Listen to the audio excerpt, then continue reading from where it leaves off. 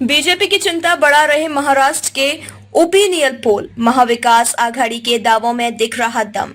महाराष्ट्र में पहले चरण का मतदान महज 3 दिन दूर है। ऐसे में बीजेपी के नेतृत्व वाली महायुति की चिंता बढ़ाने वाले 2 ओपिनियन पोल आए हैं। ओपिनियन पोल 2 अलग अलग न्यूज चैनल्स ने कराए हैं। इनके नतीजे बीजेपी के 45 पार के दावे को ध्वस्त करते TV9 ने जो सर्वे कराया है उसमें देश के 543 लोकसभा क्षेत्रों और 4123 विधानसभा क्षेत्रों में 1 अप्रैल से 13 अप्रैल के बीच रायशुमारी किए जाने का दावा किया गया है। दावा है कि इस सर्वे को पूरा करने और भरोसेमंद नतीजे पाने के लिए रैंडम मेंबर जनरेटर से 25 लाख लोगों को कॉल किए गए हैं। दूसरा सर्वे एबीपी ने सी वोटर के साथ मिलकर किया है। दोनों सर्वे मंगलवार को दोनों चैनलों पर प्रसारित किए गए हैं। क्या कहता है महाराष्ट्र का सर्वे? 48 सीटें। TV9 ने जो सर्वे करवाया है उसमें बीजेपी को 25, शिवसेना शिंदे को 3 सीटें मिलती दिखाई दे रही हैं। वहीं एनसीपी अजीत एक भी सीट जीतते दिखाई नहीं दे रहे हैं। इस सर्वे में शिवसेना उद्धव को 10, कांग्रेस को 5 और एनसीपी शरद को भी 5 सीटें मिलती दिखाई दे रही हैं।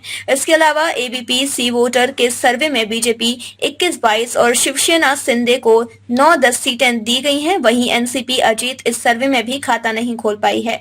इस सर्वे में शिवसेना उद्धव को 9, कांग्रेस को 3 और एनसीपी शरद को 5 सीटें दी गई हैं।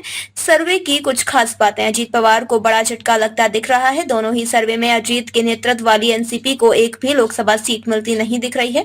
यहाँ तक कि बारामती, जहां अजीत अपनी बहन सुप्रिया सुले के खिलाफ पत्नी सुनेत्रा को चुनाव लड़ा रहे हैं, वह सीट भी सर्वे में अजीत के खाते में जाती नहीं दिख रही। दोनों सर्वे यह बता रहे हैं कि बीजेपी सबसे ज्यादा सीटें जीत रही है, लेकिन महाराष्ट्र में 45 पार का सपना सच होता नहीं दिख रहा। TV9 का सर्वे बता रहा है कि महाराष्ट्र में बीजेपी के नेतृत्व वाले एनडीए को 40.22% वोट मिलेंगे और विपक्षी इंडिया अलायंस को 40.97%। इंडिया को एनडीए से 0% 75% वोट ज्यादा मिलेंगे।